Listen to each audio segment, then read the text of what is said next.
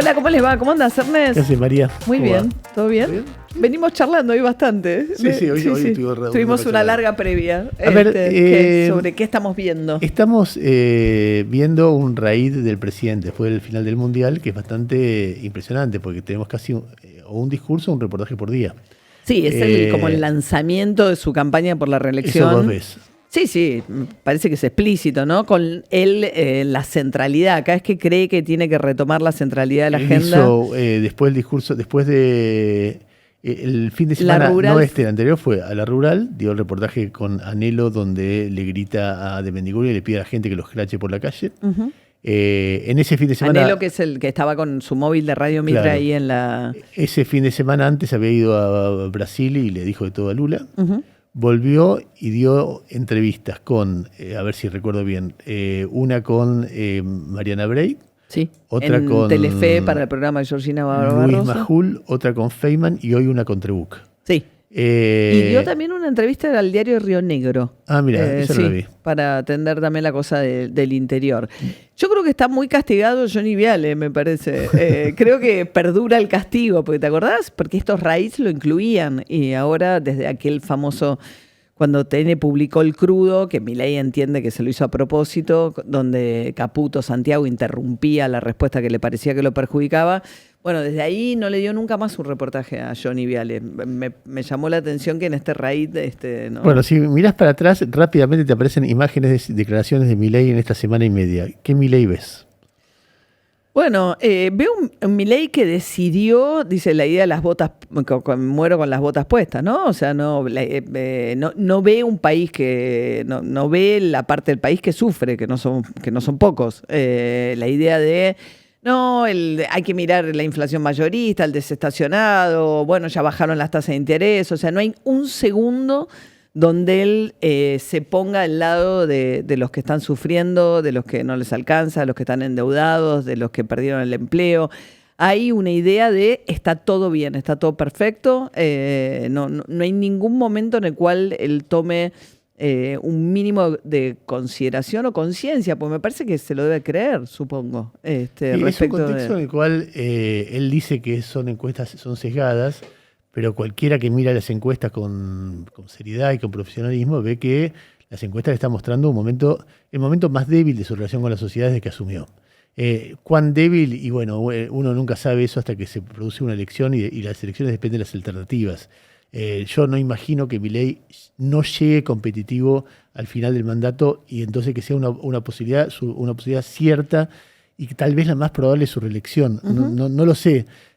Pero eso no contradice lo que acabo de decir, que cuando vos ves no solamente indicadores de imagen, lo que la gente dice de cómo está, quiénes son los políticos más prestigiosos o menos desprestigiados, la capacidad que ve la gente para que el gobierno revierte la situación económica, la capacidad. Hay una encuesta de Sheila Wilker donde pregunta, quizás de lo más interesante que vi, que pregunta, ¿usted cree que este gobierno fue más corrupto, mucho más corrupto, menos corrupto o mucho menos corrupto que el anterior?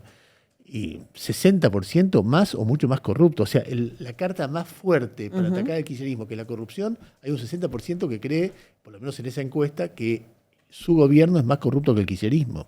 Entonces, cuando vos ves el abanico de encuestas, más allá del número duro que... Te diría, es difícil encontrar una encuesta con mayor imagen positiva que 36%. Hay algunas, pero son la inmensa minoría. Homenaje a Siete Caset. Decía, es muy difícil encontrar. Y las encuestas, el promedio de rechazo se acerca al 60% siempre. Sí, el otro día me decía Katterberg de Poliarquía que... Él es uno de los que le da 40. Es claro, quizá la única... Sí, pero que creció muchísimo la brecha entre varones y mujeres.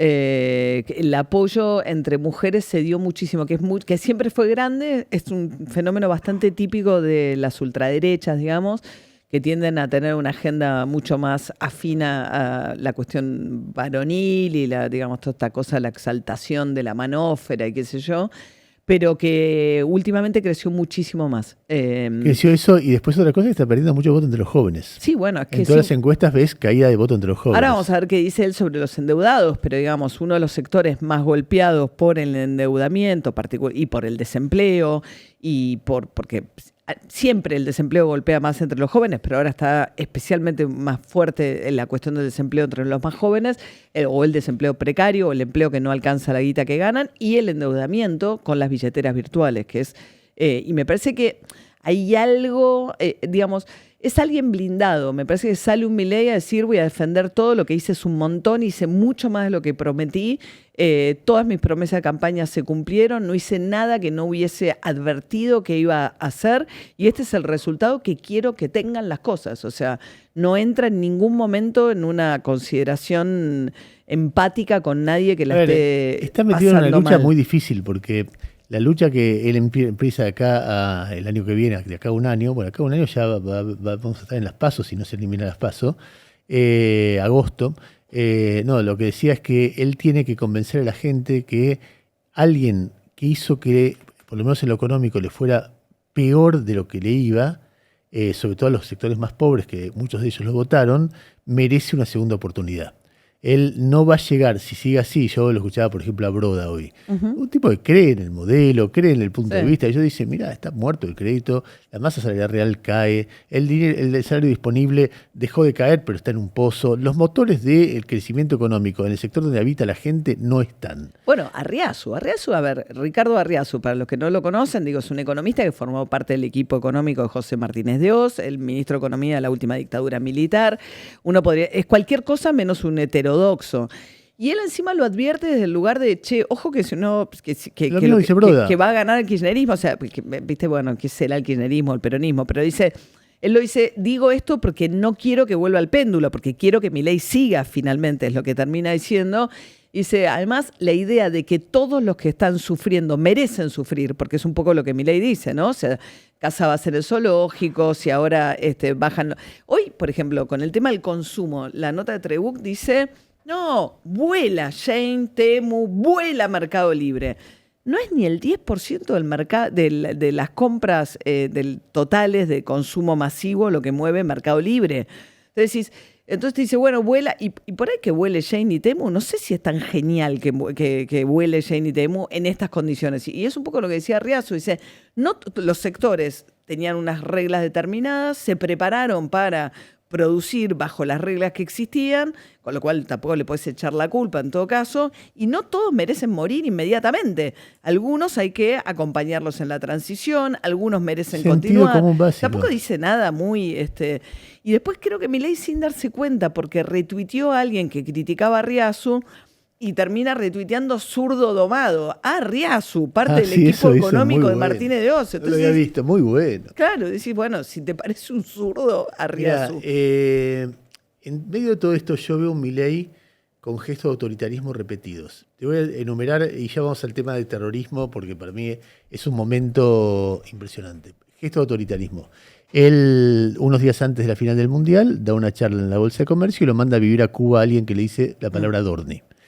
En el fin de semana siguiente, él pide a la gente que escrache a alguien que no piense como él, que es de Mendiguren, que además venía de recibir un premio del embajador norteamericano, un disparate así, pero básicamente el presidente, mírenlo, es un hijo de puta, escráchenlo. Si lo ven en la calle, putéenlo. Es una cosa muy impresionante. Fue titular de la Unión Industrial Argentina y funcionario de Dualde, de ministro Dualde y de Massa también, ¿o no? De Industria, ¿no fue? ¿Hizo algo? No sé. No sé, pero ministro de las Públicas seguro. Es alguien industrialista, sí. peronista. Sí, pero también escráchenlo por la calle. ¿Sí? Si vos lo pones en cualquier otro presidente, es raro que esa actitud haya quedado, pero es de una persona muy autoritaria. Creo que hay otro momento, además de la locura con Lula y qué sé yo, en el medio, y ya este fin de semana, sobre todo en la charla con Majul, el tipo hace una teoría que, vos sabés que hay veces que vos decís, bueno, espera, es una declaración nomás, pero hay que hacer esa declaración. La idea de que la Argentina está llena de terroristas disfrazados de profesores, de periodistas, de investigadores, de docentes y de estudiantes. Es una declaración de la AAA o de Videla. Sí, bueno, toma la idea de Gramsci, ¿no? Lo que él dice es una idea de, o sea, menciona a Gramsci, quiero decir. Sí, claro. La idea de que Antonio Gramsci, que la idea de que es una idea de la Fundación Faro y del AGE y compañía, con la idea de que todo lo que es el mundo cultural, intelectual y de las ideas está tomado por la izquierda radical. No, bueno, de todas maneras, el salto de la izquierda radical al terrorismo, claro, es un salto... pero ese es el tema. Es decir, vos calificás como terrorista a alguien que piensa distinto. Sí, los científicos, por ejemplo. Dice que el programa de Cristina Kirchner de repatriar científicos, que dicho sea de paso fue muy exitoso en su momento, y son gente que después se clavó acá con un sueldo que vale 1/3 menos de lo que valía hace 2 años. Escuchemos cuando Milei habla de terrorismo. ¿Usted está de acuerdo o en desacuerdo con que los extranjeros paguen por el servicio público de salud argentino y por la universidad pública argentina? Sí. Sí, eso de que vienen, digamos, usan nuestros recursos y después se van. ¿Está de acuerdo? Absolutamente. Sí. Al margen de que no hay que ser ingenuo, ¿eh? ¿En qué sentido? Y porque también hay que, digamos, la gente tiene que estar al tanto de que la estrategia de Gramsci, digamos, de tomar la educación, de tomar los medios de comunicación, ¿sí?, de tomar la cultura, ¿sí?, de tomar el Estado, no, pasó a una etapa 2.0. Y es que se le meten como estudiantes, se le meten como profesores, se le meten como investigadores. Entonces usted está importando, o sea, eso lo hizo Cristina Fernández de Kirchner, ¿sí? Y abrió esta puerta. Entonces usted tiene terroristas disfrazados de estudiantes, terroristas disfrazados de periodistas, terroristas disfrazados de profesores, terroristas disfrazados de investigadores. Se dice que vienen de Rusia, es una conspiración internacional. No, acá no hay conspiración. Yo le estoy describiendo qué es lo que pasa. Déjame agregar una cosita. Cuando yo hablaba de los gestos autorizados de él, que ahora con la introducción en el momento de que él habla terrorista se suma, me acordé, me faltaba uno, que es el decreto por el cual prohíbe la entrada al país de cualquiera que haya hablado mal o instigado a alguien a hablar mal de la Argentina o... contra los argentinos por argentinos. Sí, o residente extranjero que hable mal de la Argentina. Va a deportarlo por algo que alguien opina. Sí. O sea, el decreto que es un disparate, pero todavía está ahí vigente. No, pero además Cuño Libarona, que fue el ministro de Justicia... Dijo, está flojo de papeles. No, lo peor de todo es que trata de elogiarlo. Dice, no, a mí me parece muy bien. No sé quién lo va a aplicar. Dice, si migraciones, si tiene que terminar un juez, quién investiga. O sea, llega alguien de afuera, entonces le mirás las redes sociales para dejarlo entrar en migraciones, para determinar si alguna vez dijo algo en contra de Argentina. Entonces ponele que lo eche. ¿Quién lo echa? O sea, ¿en base a qué? Ahora, esto del terrorismo, de empezar a hablar de terroristas disfrazados, es algo que, para quienes seguimos la política internacional habitualmente, bueno, recién lo comentábamos, viene a Estados Unidos. Sí, claro. Vos estuviste viendo, no sé, todo lo de Marcos Rubio hablando de esto, ¿no? Claro, bueno, todo esto empieza con la nueva doctrina de Donald Trump, de la idea de que el continente americano tiene que volver a hacerle el patio trasero de los Estados Unidos como zona de influencia privilegiada de parte de Estados Unidos. Fue así durante la Guerra Fría, o sea... la Unión Soviética tenía su parte en su zona de influencia y claramente la zona de influencia de Estados Unidos era el continente americano. Entonces, contra el enemigo comunista que no podía penetrar por la doctrina de seguridad nacional que hizo que Estados Unidos apoyara todos los golpes militares de la década del 70 en América Latina. Ahora Estados Unidos dice, bueno, vuelve a haber una amenaza terrorista con una cosa muy indefinida respecto a qué se refiere. O sea, un grupo terrorista...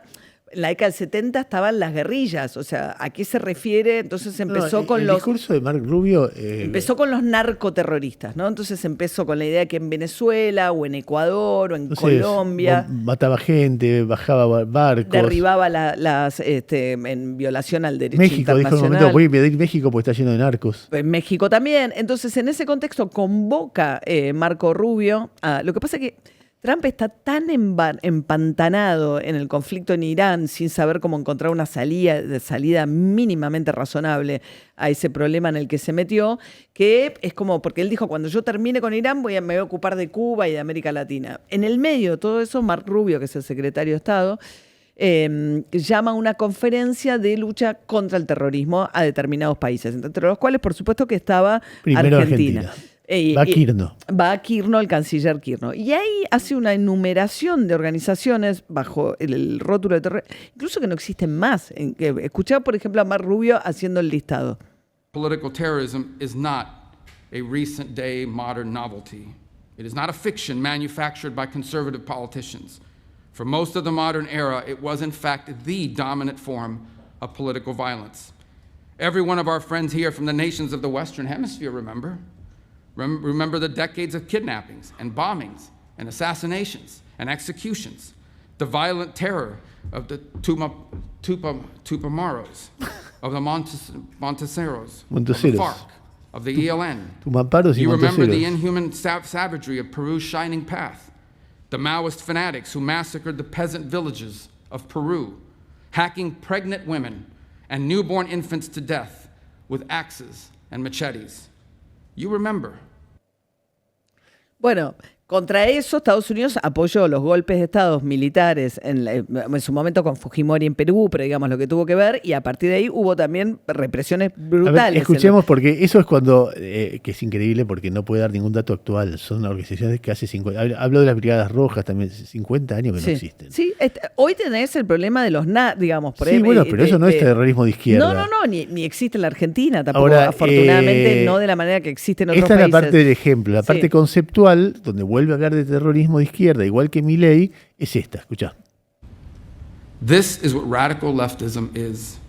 It may wear various different slogans and ideologies across place and time. They can call themselves anti-capitalist or anti-imperialist or communist or anarchist or Marxist, but the fundamental character is always the same. It's always the same. It is a poisonous resentment cloaked in the language of equality and justice and liberation. An overwhelming need to tear down what greater men have built, to wreck what is beautiful and what is right on behalf of people who are only filled with ugliness and have nothing else to offer the world. Sí, es, digamos, la construcción de un enemigo muy indefinido, muy amorfo, que mezcla desde, no sé, porque tampoco mencionó los grupos narcos con las guerrillas de la década del 70, es con la izquierda. Para perseguir gente. Claro, y Estados Unidos le agrega los movimientos antifascistas, el Antifa y qué sé yo. Entonces es muy de la doctrina de seguridad nacional de la década del 70 que vuelve a esa idea. Cuando además no hay ningún elemento para sostenerlo, porque si vos decís, hay una amenaza acá, allá, ¿dónde está el terrorismo de izquierda en América Latina? Uh-huh. Estás creando un fantasma para decir, hay profesores que son terroristas, la palabra terrorismo aparece también en el encuentro entre, no sé si lo viste, entre Flavio Bolsonaro y Milei.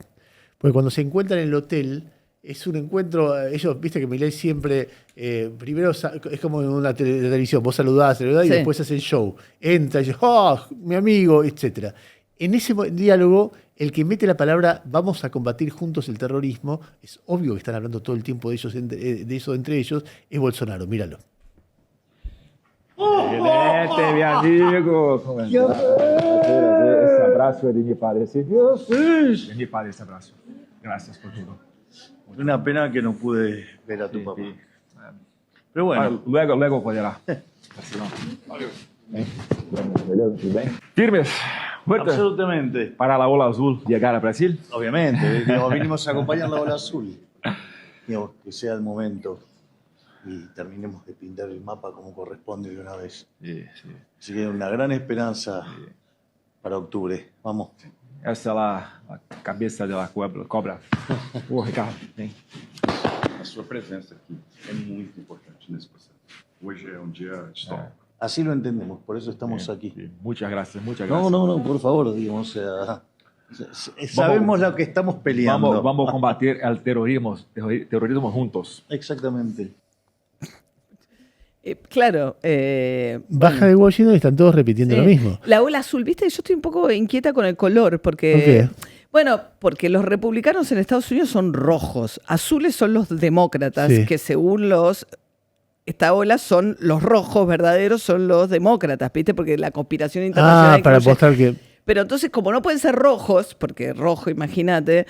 Son azules, porque en Brasil le decían ola rosa a la de los 90 de Pepe Mujica, Kirchner, Chávez, Lula en su momento, Evo Morales, qué sé yo, le llamaban ola rosa.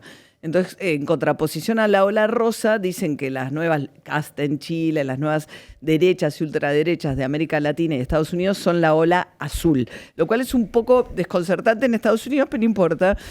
Por eso habla de la ola azul. Hoy cuando yo veía todo esto, empecé a sentir si no era demasiado paranoico ver en esta sucesión Marco Rubio, Milei, Bolsonaro, un proyecto de represión continental, porque eso es lo que hay. No, lo que hay para mí, claramente, que se parece mucho, por eso a la década del 70, digamos, tanto a la Guerra Fría como a la doctrina... Es lo verbal por ahora, ¿no? Bueno, claro, es la construcción de un enemigo y una manera, digamos, el macartismo que era, cualquier persona era sospechada de colaborar con el comunismo, o sea, la idea de un enemigo muy impreciso de la nación, que a mí me parece que a Milei le cuesta construirlo en Argentina, que puede ser la izquierda, que puede ser el inmigrante, que pueden ser los narcos, justificatorios como intervenciones, bueno, como lo que está pasando en Venezuela con Estados Unidos, las lanchas que derribaba, los inmigrantes que expulsan violando sus derechos constitucionales o los mandan a las cárceles Bukele. O sea, hay una idea de una...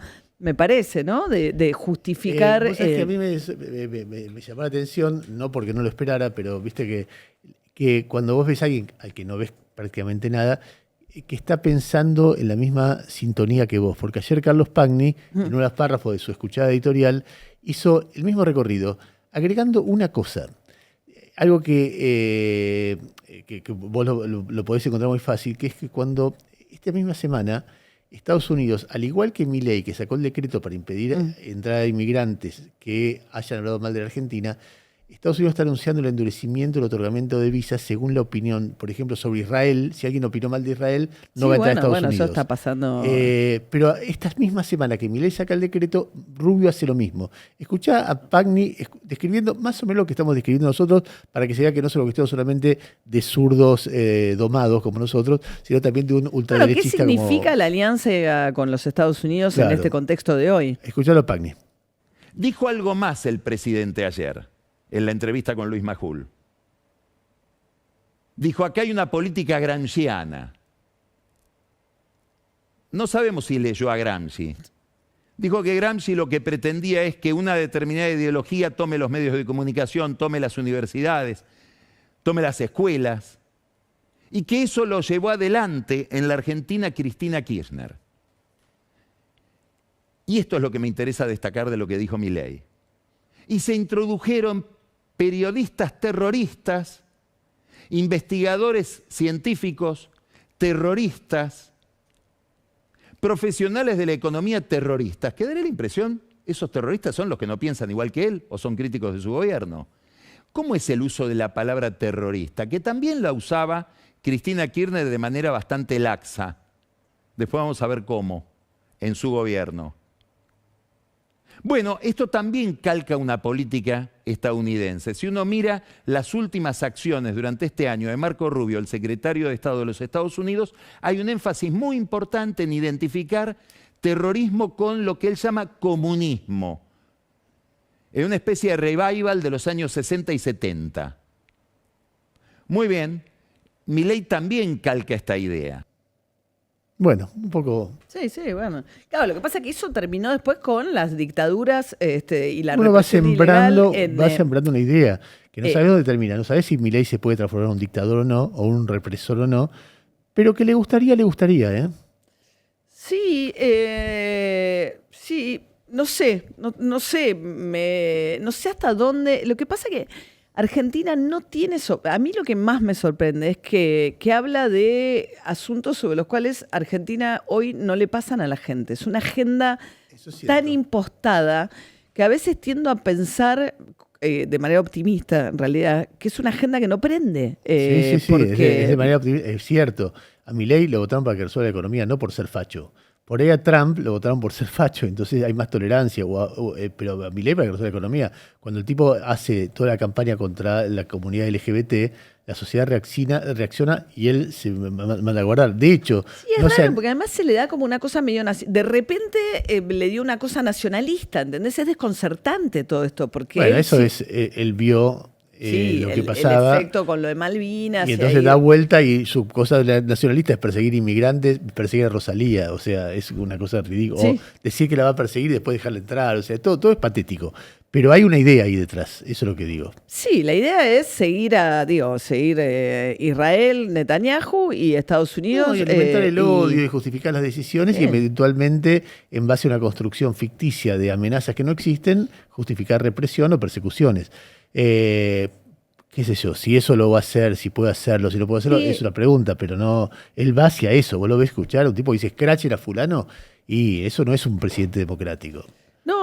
Además la idea, acusar a alguien de terrorista es bastante grave. Es una acusación bastante seria. Lo mismo que hizo con Lula, en el sentido de decir, Brasil financió la campaña anti-Argentina en redes. No, dos cosas dijo. Primero 25% de la campaña anti-Argentina. Que es un tuit de un estudio de una consultora que tomó toda la conversación que pasó en X acerca de la selección argentina y determinó el origen de las cuentas que tuvieron esas conversaciones.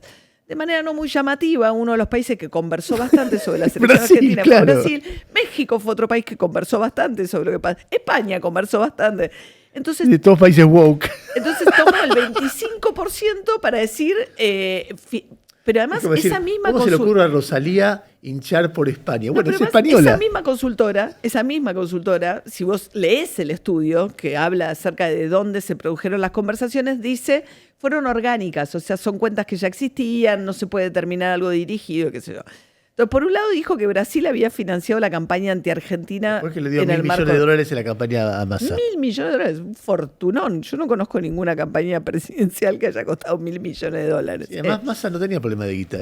Guita no le faltaba para la campaña. Es más, tenía tan poco problema de guita que algunos dicen que financió la campaña de Milei. Exacto. Con la idea que le iba a sacar votos a Patricia Bullrich y que eso le iba a sacar una ventaja a él con eso. Pero bueno, la cuestión es que...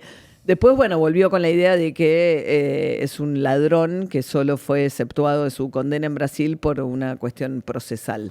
Vos sabés que en la serie de reportajes aparece la cuestión social cada vez más. Con lo cual nosotros podemos ver qué es lo que los periodistas le preguntan y podemos ver lo que el presidente opina de la cuestión social. Y un tema que es un tema central en este momento es el tema de la deuda, los argentinos endeudados, los argentinos morosos, 7 millones y pico. En situación de incobrabilidad que se considera a partir del tercer mes de mora, te pasás a ser una... Pensado familia de 3, 4 personas, lo que significa el porcentaje de la población. Estamos hablando de la mitad de la población. Y el efecto que tiene macroeconómico de eso. Hay 4 manifestaciones de funcionarios de alto nivel, una de Caputo y 3 de Milei. En las 4 dice que se arreglen. Básicamente lo que dice es que se arreglen. Y cuando va argumentando, vamos a apoyarnos en las 3 de Milei para dar argumentos que por lo menos conviene analizar. A ver, escucha la primera intervención de Milei sobre, no tiene por qué ser cronológico, las que aparezcan sobre el tema deudores morosos. Que los salarios no alcanzan, entonces yo tengo que pedir plata prestado para poder pagar la comida. Pero eso es una decisión personal. Lo que hacemos nosotros para ayudar a esto, esa reducción de la tasa de interés le permite expandir plazos, o sea, le permite hacer operaciones más largas en el tiempo.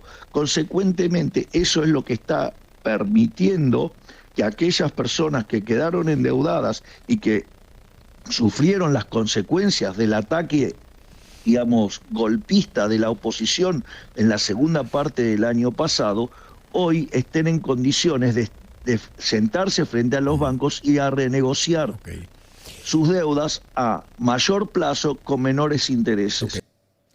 Bueno, primero le echa la culpa, ¿qué pasa? O sea, ¿cuál es el argumento detrás de esto? La culpa no fue nuestra, el problema fue que en las elecciones legislativas de mitad de término, cuando empezó la corrida contra el peso, tuvimos que subir fuerte las tasas para tratar de que la gente se mantuviera en pesos y no se fuera al dólar, por lo tanto la suba feroz de la tasa de interés de aquel momento es culpa del kirchnerismo que aprobaba las leyes que iban en contra del superávit fiscal en el Congreso. Entonces, asumiendo que, primero, dentro de los que están endeudados, los que están dentro de los bancos no son los que peor están, primero, porque a estos les están ofreciendo. Ahora, hace 19 meses que subía la morosidad, ahora dejó de subir en el último mes, pero sobre todo porque los bancos ofrecieron una línea de renegociación, los que están dentro de esa cartera. Los que están mucho peor, de los que no habla para nada Milei, son los de las billeteras virtuales, que están completamente desreguladas. Y el banco, si tenemos el Milei en el que él habla que la tasa de interés está al 20%, sí, para los depósitos. Si yo deposito plata, el banco me paga el 20%, es decir, por debajo de la inflación. Ahora, si yo saco un crédito personal, el banco no me cobra el 20%. Milei dice esto después con el tema de la tasa. La tasa de interés, ¿vos te crees que con el kirchnerismo sería más baja? Digo, qué estupidez. O sea, si el riesgo país era 3.000, si la inflación estaba viajando al 300%, esa tasa de interés no podía bajar del 400, 500%. Sí, ya te quiero llevar. ¿Me comprendés lo que te digo? Claramente. ¿Cuánto es la tasa de interés hoy? 22. O sea, la gente que está endeudada con las billeteras virtuales, incluso con los bancos, paga tasas cercanas al 100%. María, hoy una compañera mía, Yamila Segovia, hizo... El Mercado Pago le ofrece todo el tiempo créditos. Entonces había un crédito de algo así como 430.000 pesos a pagar en 28 días, 520.000. La tasa no es que ni del 22 ni del 100, era del 795%. Eso le está ofreciendo hoy Mercado Pago. Para créditos a más largo plazo, de más guita, son del 200%. Sí, además cuanto peor es tu poder adquisitivo, porque nosotros probamos hace un ratito cuánto me ofrecía a mí. 125%. A mí me daban 125%. Que también es una enormidad. Total. Entonces, pero no es el 20%. No es el 20%. A ver, escuchemos la tercera referencia de Milei a arréglense. Escúchenlo. No es motosierra, es la tercera vez que habla de créditos. No lo tenemos. Bueno, no importa. Okay.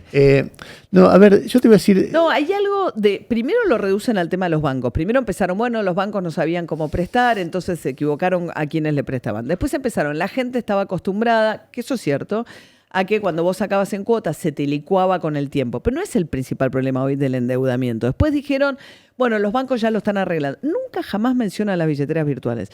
El gobierno además le levantó los topes, o sea, desreguló por completo el tema de las tasas de interés. Entonces, cuando Milei dice yo no elijo ganadores, claro que elegís ganadores. Cuando vos te desentendés de regular y de que cuánto interés le pueden cobrar a la gente que se endeuda, las billeteras, los bancos, estás tomando una decisión que elige ganadores.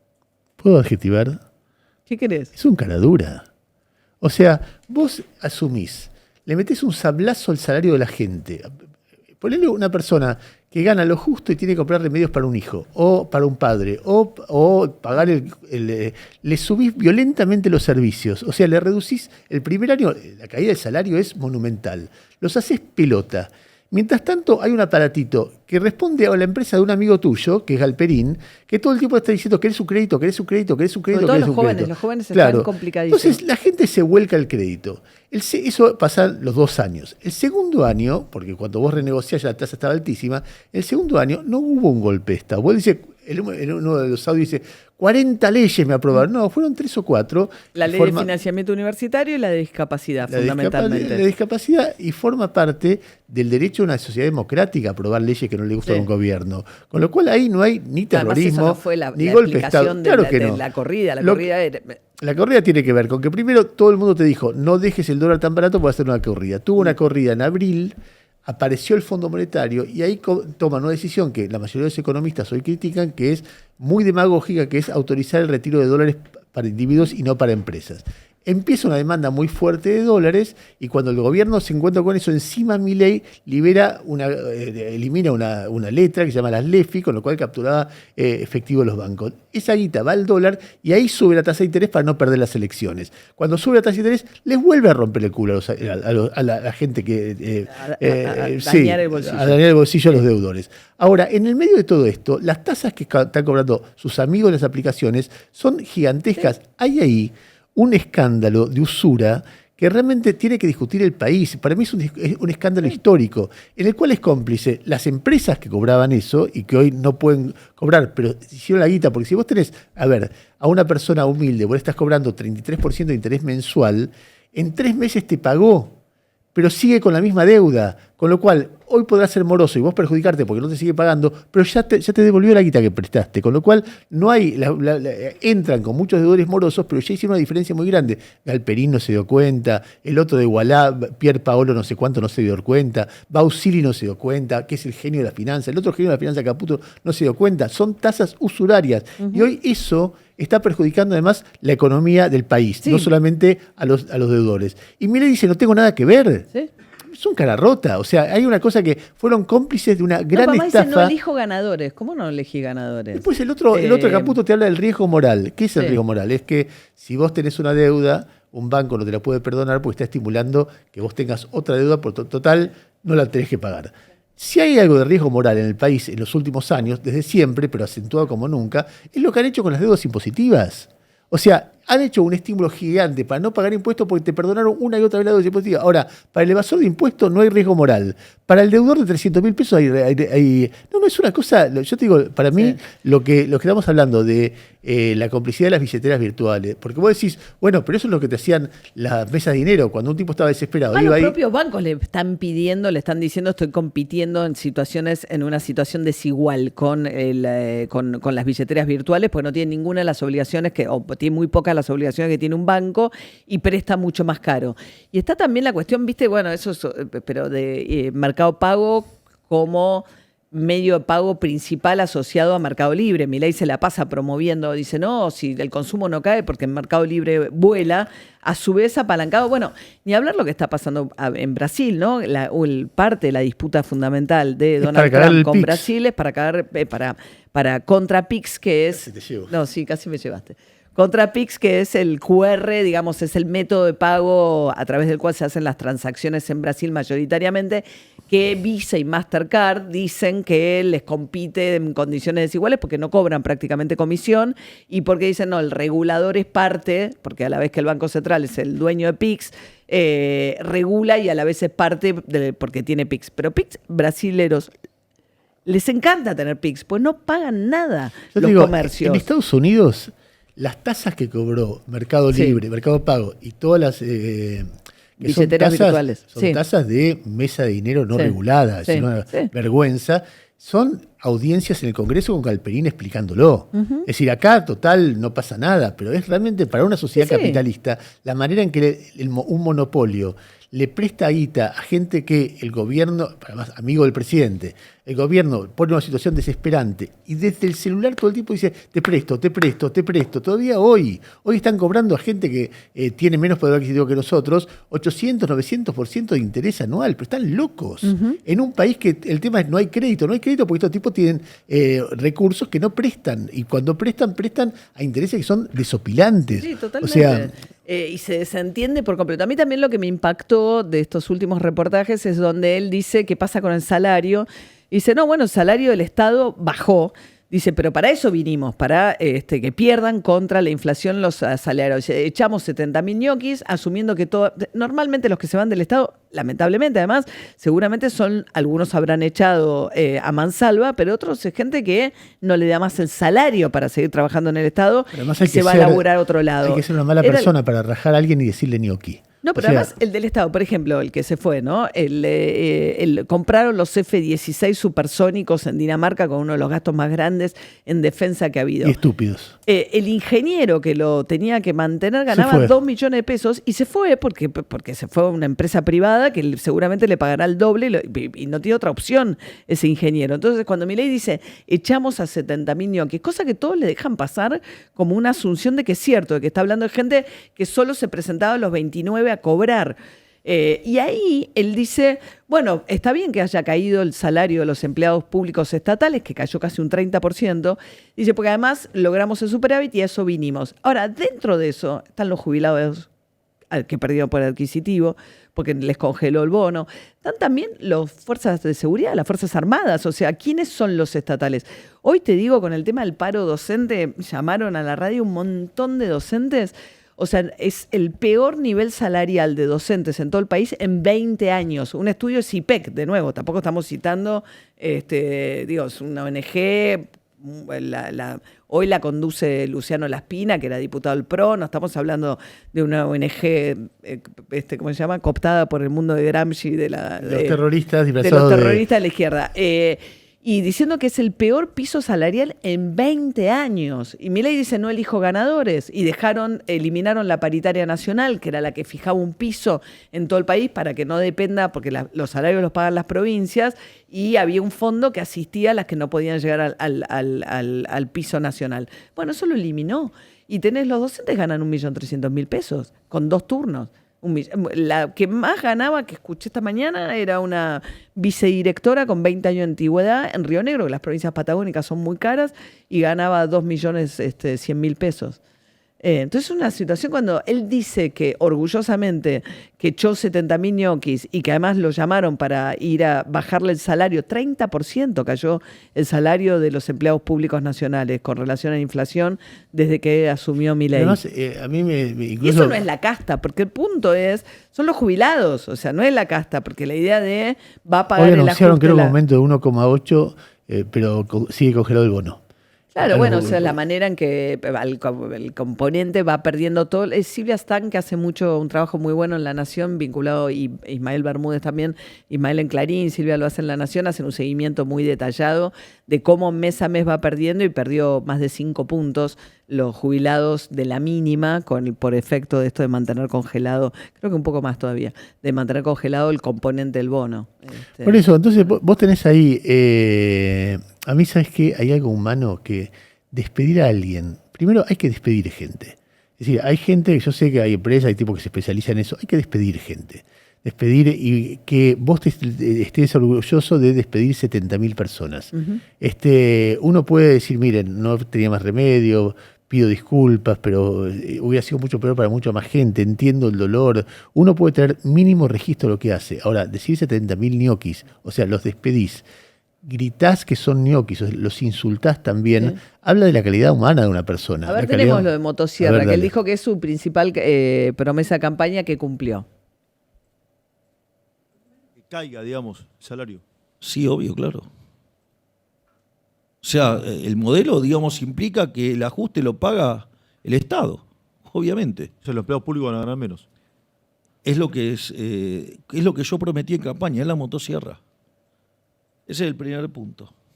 Igual hay toda una, digamos, nosotros estamos reclasificando ahora todo el Estado para ahora, digamos, empezar a hacer un procedimiento en el cual haya carrera tal que los buenos empleados públicos ganen mejor.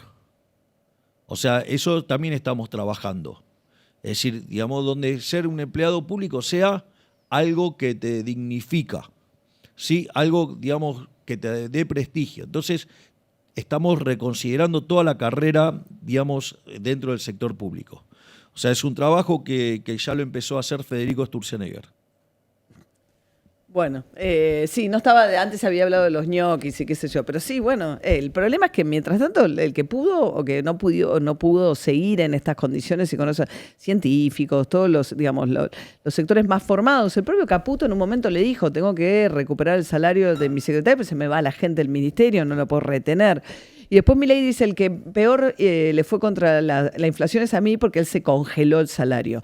Él no se aumentó nunca el salario desde que asumió. Son 2 personas el Poder Ejecutivo, él y Victoria Villarruel. O sea, no hay nadie más que haya sido. Y después te acordás que había congelado el de todos los funcionarios y cuando les actualizó no dijo nada, que me parecía bien. Que el Papa es pobre. El Papa puede no tener plata, pero tiene dónde vivir, qué comer, cómo moverse, cómo... Sí. Es decir, el tipo...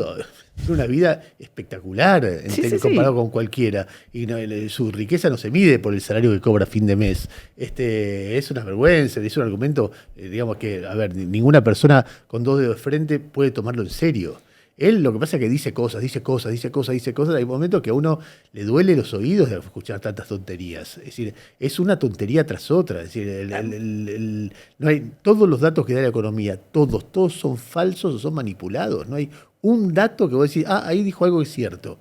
Es decir, toda la narración del año pasado, cualquier economista serio de la línea que sea, lo escucha y dice está mintiendo. Y hay algo y contemplando que un presidente tiene derecho a defender, incluso a veces forzando un poco los números, la gestión que está haciendo. Obviamente que tiene derecho. Lo que pasa es que esto es un cachivache, es decir, no es un argumento racional donde vos estás discutiendo seriamente qué pasa con el país. Tenés el 70% del país con un problema muy serio de todo, de consumo, además de él dice de 15 el EMAE, de que es la evolución del movimiento económico, dice de 15 sectores subieron 14 y el que no sube es el Estado, y el Estado yo ya sabía porque es a propósito. Decís, la industria, la construcción, todos los que no suben no son los que tienen el mayor porcentaje del PBI, los que más contribuyen, los que más empleados tienen. Es difícil también porque... termina resultando un poco aburrido el recorrido de Milei por los medios porque logra repetir siempre lo mismo. Yo trato de escucharlo, me interesa. No, pero tiene su riqueza porque ves la mente del tipo. No, ya sé, pero lo que quiero decir es que no se encuentra en una situación distinta en ningún momento. Siempre va digamos, no es que alguien lo sorprende o lo corre del discurso o se surge una conversación que tiene algún tipo de imprevisto en cómo se viene llevando adelante. Sí, pero a diferencia del principio, como él no está tan fuerte, los periodistas le preguntan sobre los temas que son difíciles. Por ejemplo, le hablan de la micro, cómo está la gente, el tema deuda aparece. Sí, Feynman de hecho le decía, y además él hace algo y lo involucra a Willy, ¿viste? Le dice, no, a Willy Laborda vos me vas a entender, como diciendo, vení, lo lleva a Willy Laborda en esa conversación. Pero bueno, después dice que progresó con Malvinas, que pasaron cosas en Naciones Unidas que no pasaron nunca, que la Asamblea General de Naciones Unidas obligó al Reino Unido a negociar, cosa que no pasó nunca en la historia de todas las Naciones Unidas, desde que en la década del 60 Naciones Unidas se metió por primera vez, invita o insta a las partes a negociar, no hay nada nuevo, dice, nunca ningún gobierno logró tanto como esto, pero además dice, bueno, ok, ¿en base a qué? Ahora después dijo la última vez que Estados Unidos va a apoyar a Argentina en su reclamo de soberanía, cosa que tampoco pasó. Pero además las relaciones de Estados Unidos y el Reino Unido no atraviesa su mejor momento tampoco. No, y además asumiendo que Estados Unidos dijera eso, no cambia nada la posición inglesa, o sea, con relación a que... Pero además dijo, Estados Unidos ya tomó posición, Estados Unidos no dijo nada. No, Estados Unidos dijo nada, después dijo China, bueno, históricamente China, pues tiene un temita con Taiwán, que es su principal tema geopolítico, prioriza lo que se llama el principio de integridad territorial, que es el principal principio que invoca la Argentina para defender que miras un mapa, donde quedan las Malvinas, ahí hay un principio de integridad territorial. China históricamente defendió en Naciones Unidas el mismo principio porque le importa bastante Taiwán. Entonces dice, China ya no cambió nada. Lo que pasa que, bueno, no sé, por eso te digo que hay una conversación que no ocurre en esos diálogos. A ver, él tiene un desafío muy grande de acá a un año, que es o mejorar la economía o convencer a la gente que está mal y que se lo ve en todas las encuestas y en todas las estadísticas reales, no las que define él, que él merece una segunda oportunidad para que estén bien. Lo que pasa es que para que eso pueda ser escuchado, lo primero que tiene que escucharse es, yo sé que están mal, pero la segunda, y él no está diciendo eso, él está diciendo ustedes están bien. Amagaron por ir por ahí en un momento, ¿te acordás? Hasta que después Caputo dijo, estoy harto, porque me dicen que me tengo que mostrar empático y la verdad es que no siento que haya un problema con el cual me tengo que mostrar empático. Después, cada tanto, viste, se ve que hablan con algún consultor, algún encuestador y van un poquito para ahí. Por ejemplo, José Luis Daza dijo, que es el viceministro de Economía, habló un poco de la gente que no la está pasando bien, de que ya les va a llegar y qué sé yo. Después a Milei le hablaron del derrame, dijo, no me gusta el derrame, que es un concepto de los 90, de la época de Menem, ¿no? Que ya iba a llegar. Un concepto espantoso. Entonces dijo, no me gusta el derrame porque supondría aceptar que hay unos que están mejores que otros. Y como él dice que está todo bien, no acepta tampoco la idea del derrame. Está en contra de hablar de la situación del derrame. No, él no acepta la idea del derrame porque no quiere que derrame ni una gota para abajo. Finalmente es un gobierno de ricos, pensado para los ricos, pensando que si vos gobernás para los ricos del mundo, los ricos de Argentina, etcétera, finalmente todo el mundo te va a aplaudir y todo el mundo va a estar bien, que es el mecanismo para que todo el mundo esté bien. O sea, bajan los impuestos a los ricos, reducen los impuestos para las empresas extranjeras. Pero ahí es donde a mí me parece la contradicción principal de Milei, en el sentido cuando dice yo no elijo ganadores. ¿Cómo que no elijo? O sea, todos los días estás eligiendo a los ganadores. Claro que sí. La idea de que desregular significa que te corres del medio, que no estás eligiendo quién gana. Como si todos estuvieran en condiciones de hacer lo mismo al mismo tiempo, ¿no? Pero bueno. Totalmente.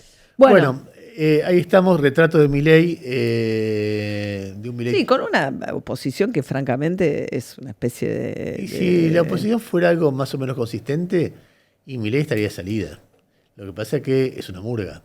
Entonces él tiene dos suertes. Una es vaca muerta y otra es la oposición. Y la tercera es Trump. Sí, hay que ver qué pasa en noviembre en Estados Unidos. La vaca muerta viene de antes que él. La oposición, bueno, es lo que la suerte que tuvo. Y sumó la minería, ¿no? También. Bueno, está bien. Está bien, pero todo el sector exportador, primario, etcétera. Sí, sí, bueno, tuvo una muy buena cosecha también. Ahora, lo que siente es su responsabilidad, pues estamos en un país que empieza a ser rico. Entonces la gente no tiene por qué estar mal. Está mal porque entre otras cosas su amigo Galperín cobra los intereses que cobra. Entonces la gente está endeudada hasta las pelotas. Entonces hay algo, ¿sabes qué? Hay algo de desfalco del tema de las moras. Hay algo que va más allá de algo que salió mal. Es que cada vez que habla solo de los bancos. O sea, cuando hablan de las moras se refieren permanentemente a los bancos. Y ese es el sector que más fácil renegocia porque tiene el cliente, porque lo conoce, porque lo tiene cerca, porque lo puede llamar, porque le puede ofrecer una nueva línea de crédito, porque el banco además necesita reducir la mora porque le conviene, por un montón de razones. Las billeteras virtuales, ahí hay un problema mucho más grande, que nunca jamás escuchás ni siquiera mencionar. O sea, es como si el problema del endeudamiento fuese un problema exclusivo entre los bancos y sus clientes, ¿no? Así es. Bueno. Suscriptores, queremos que se sumen como suscriptores al canal de YouTube para no perderse ningún contenido y queremos también que le pongan like al vivo, todo eso tienen que hacer. Y además, Cenital se ocupó de algo que a mí también me tiene muy preocupada y me hace pensar mucho en que la agenda de los medios a veces va por lugares que no tienen nada que ver con lo que realmente pasa. Estamos hablando mucho del endeudamiento con Ernesto. Y esto es otra cosa. El factor principal, la principal causa de muerte violenta en la Argentina, hace tiempo que ya no son los homicidios, tampoco los accidentes de tránsito, son los suicidios y golpea especialmente a los jóvenes. Venimos hablando del tema del desempleo, bueno, el juego también con los jóvenes, el endeudamiento y el tema del suicidio es un tema que golpea muchísimo a la población joven. 5.000 suicidios hubo el año pasado en la Argentina. Es un número realmente muy alarmante. Así que bueno, se publicó un especial, Cenital se puso a trabajar especialmente sobre esta problemática. El otro día me decía un psiquiatra, yo le decía, bueno, uno no sabe cómo abordar estos temas en los medios de una manera que sea responsable. Me decía, mira, lo primero es que tenemos que empezar a hablarlo. Así que me alegra mucho saber que Cenital le puso la lupa a eso. Se llama Mejor hablar de ciertas cosas y busca entender qué pasa en Argentina con este crecimiento de los suicidios, 22% 2025 respecto del año anterior. Los puedes encontrar este dossier especial en cenital.com.